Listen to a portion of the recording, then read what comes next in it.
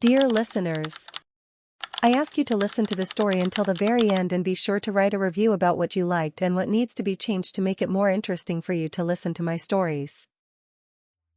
The Third Eye. The pain hit me like a sharp slap in the face. I never expected something as stupid as a fender bender to change my life, but here we are. The accident wasn't even that serious, just a tap to the rear bumper.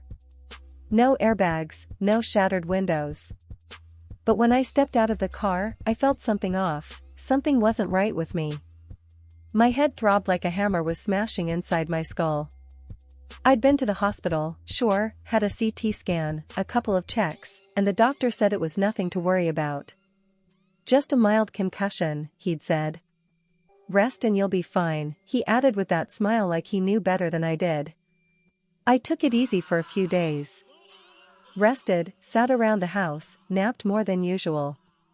But something lingered, something that didn't feel quite right, even as the headache dulled. At night, when the house was quiet, I could feel it, as if the darkness itself was watching me. At first, it was easy to brush off, a minor irritation, nothing more than a passing thought. But then came the itch. It started subtle, a small, persistent sensation just above my brow, like an invisible bug crawling under my skin.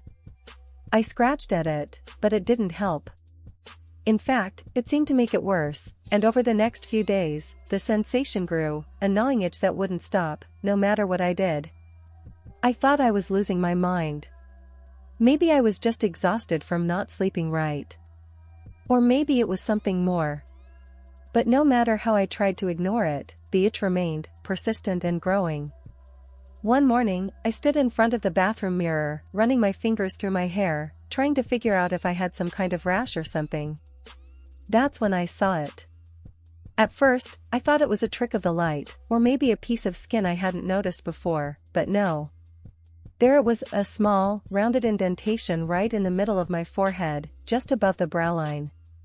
It wasn't a scar, nor was it any kind of wound. It looked strange.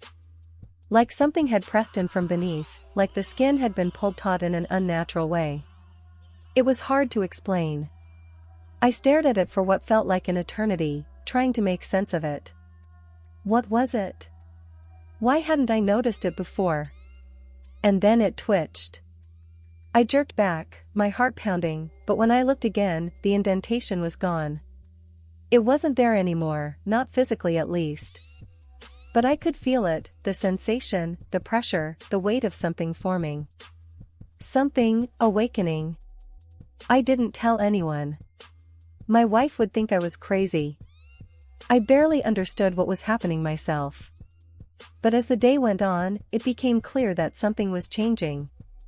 I could feel it in the air, in the way the light seemed to bend around me, in the way the world felt too still, too quiet. Even the sound of my own breathing felt wrong, like it was coming from somewhere far away. That night, I couldn't sleep. The itch had returned, stronger now, almost as if it were pulling at my very soul. I ran my fingers over my forehead again, and this time, I felt something else. A slight protrusion. Like a bump, something small, hard, and round. But it didn't make sense. Nothing had been there before.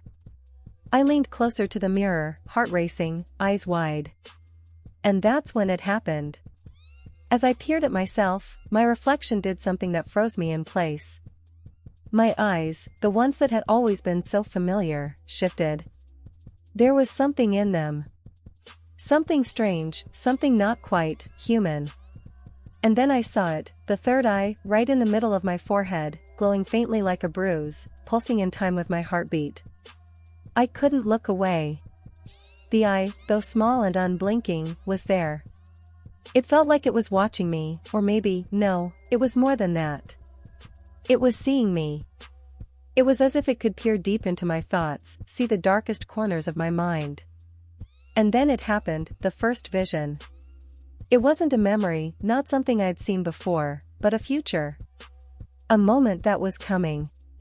The vision was blurry at first, like trying to make out shapes through fog, but then it cleared. I saw myself standing by the side of the road, my car ahead of me. There was a truck barreling toward me, tires screeching, and before I could even think, before I could move, it hit me, my own body crumpling under the weight of its impact. I gasped, pulling away from the mirror, hands shaking. Sweat clung to my skin, my breath coming in ragged gasps. That wasn't just a dream. It wasn't a trick of the light. It felt real. Like a warning. Like the third eye had shown me my own death. I don't know how long I stood there, just staring at myself in the mirror, but when I finally turned away, I felt something I couldn't shake, a cold, suffocating sense of doom. And that was only the beginning. The next few days were a blur of unease and confusion. I couldn't escape the images that had burned into my mind, that horrifying flash of the truck and my body mangled under its wheels. I tried to tell myself it was just a nightmare, a product of too much stress in the accident, but deep down, I knew that wasn't the case. The third eye wasn't just showing me random thoughts, it was showing me something real.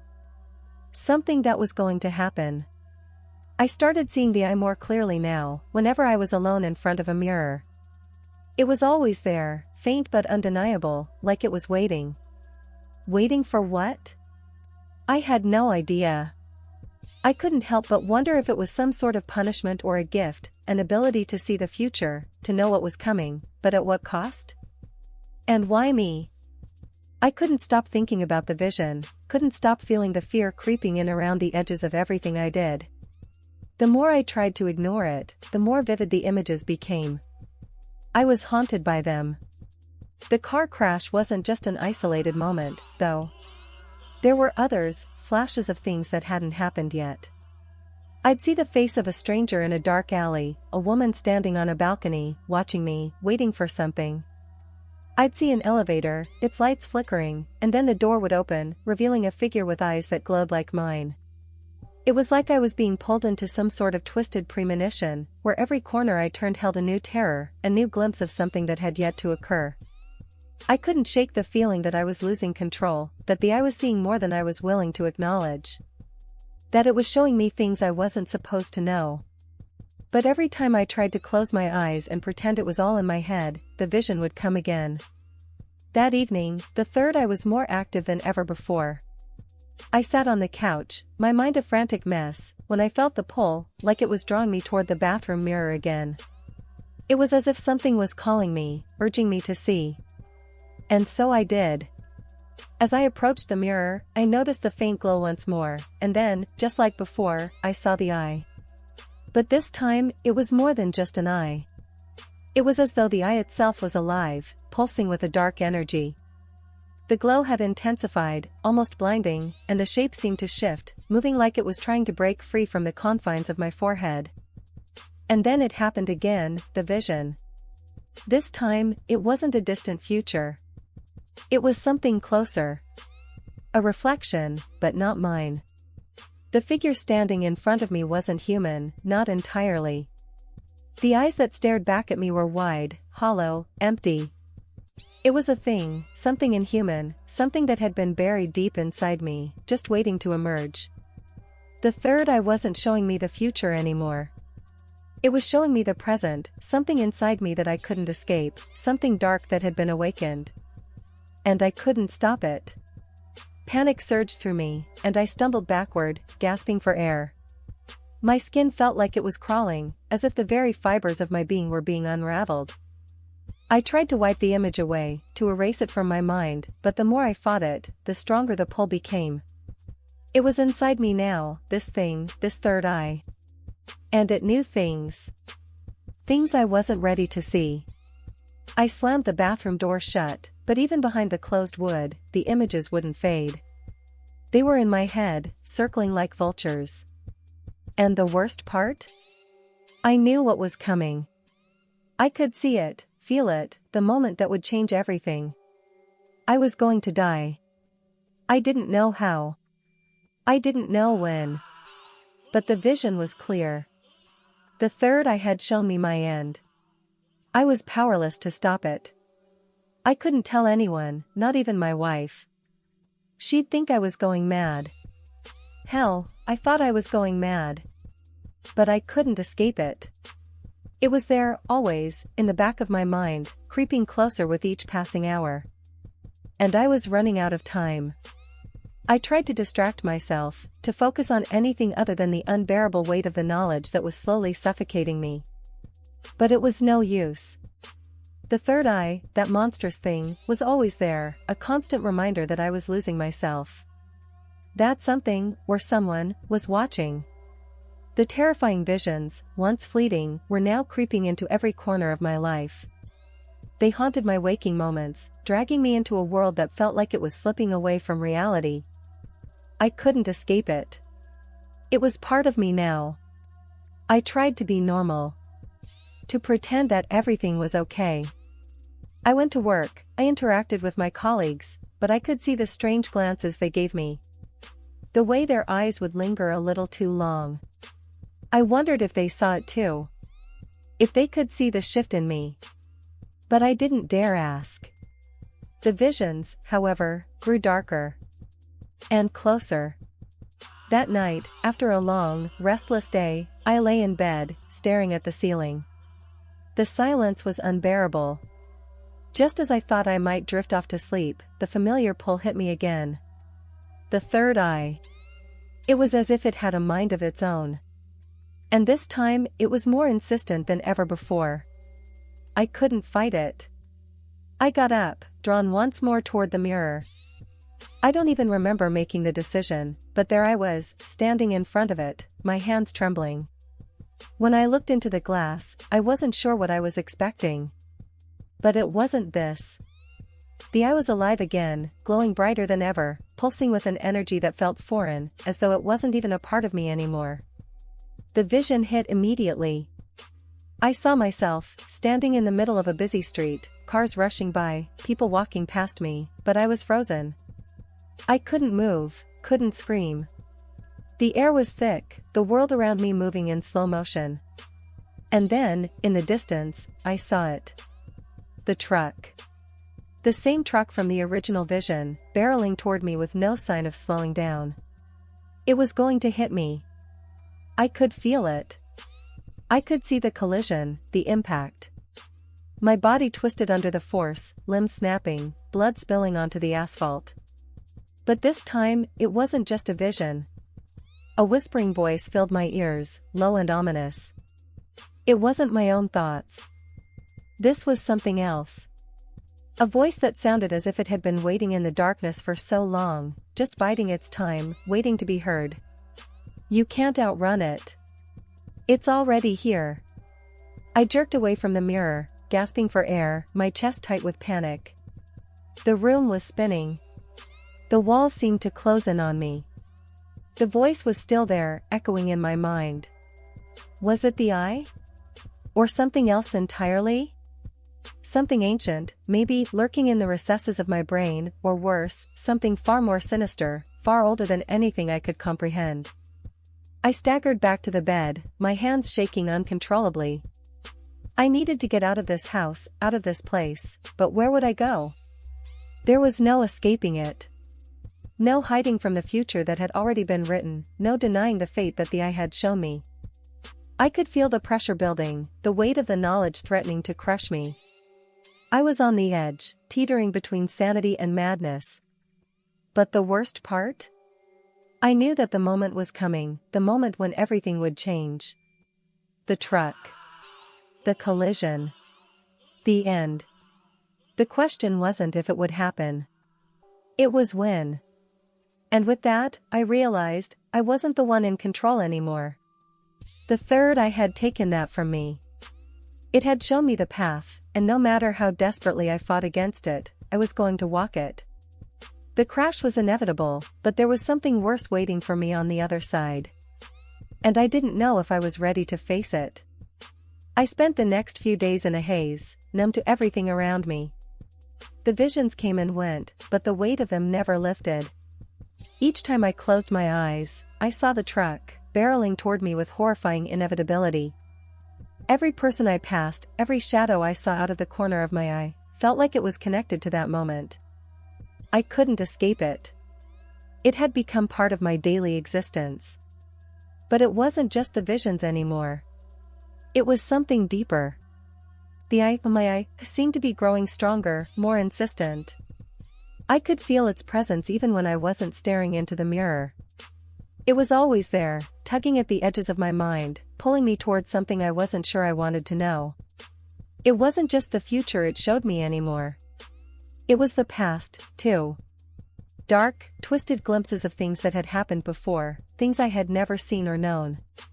The night my parents died in a fire. The strange man who followed me home years ago. Moments from my life that were buried deep in the corners of my memory, but now they were emerging like ghosts. I couldn't understand it. Why was the eye showing me these things? And what did it want from me? One evening, I could take it no longer. I needed answers.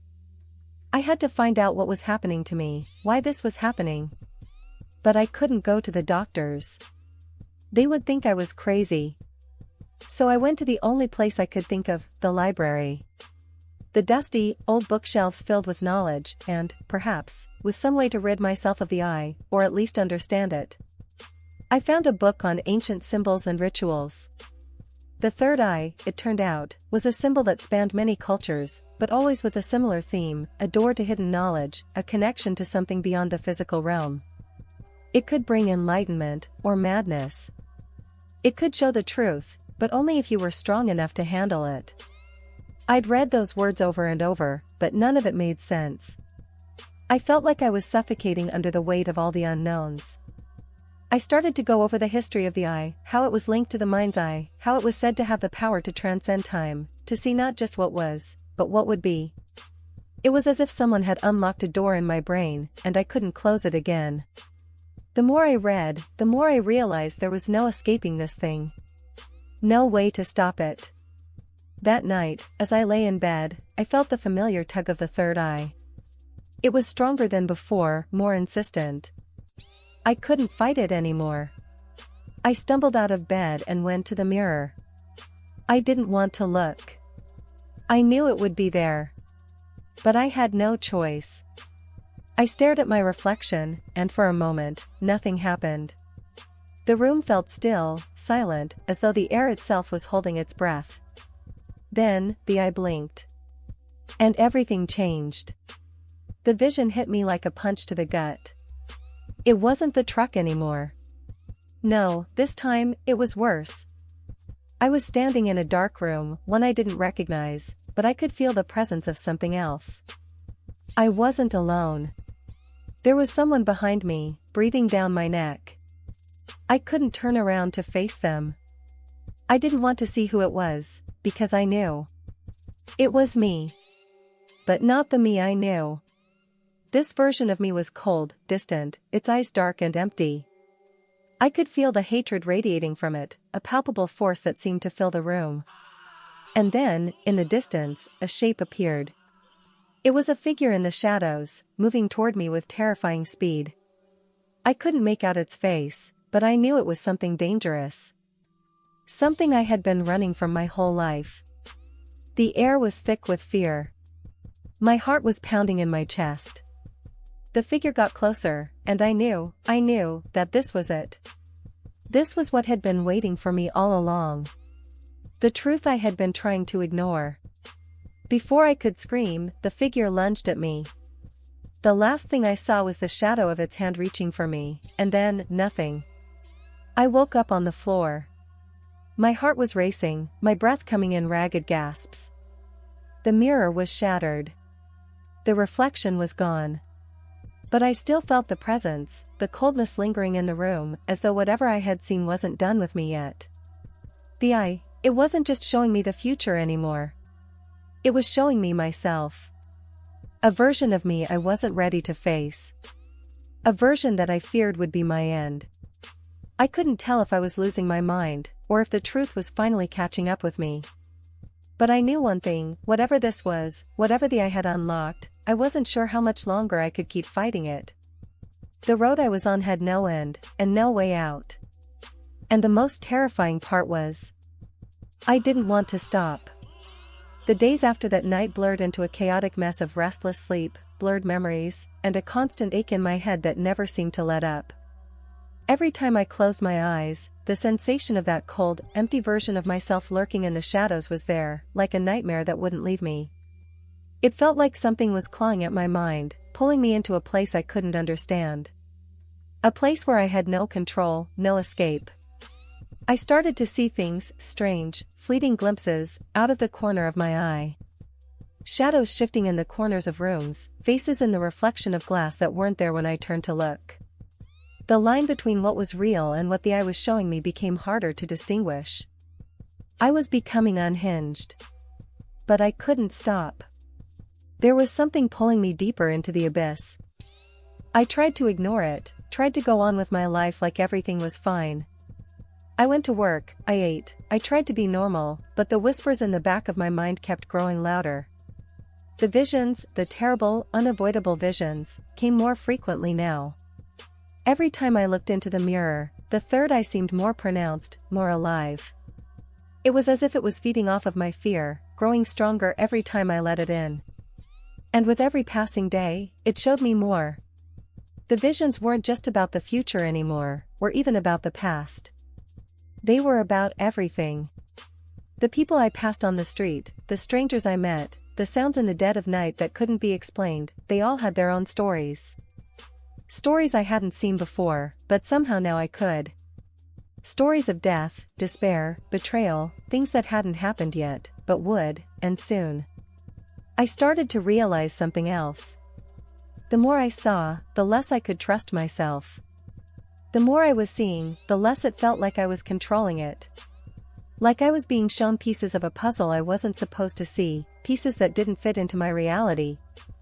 It was as if I was being forced to watch a film I wasn't prepared for, and every frame was slipping further and further out of my reach. One morning, I woke up to the sound of knocking at the door. It was early, the light just beginning to creep in through the curtains, and I felt a strange sense of dread in the pit of my stomach.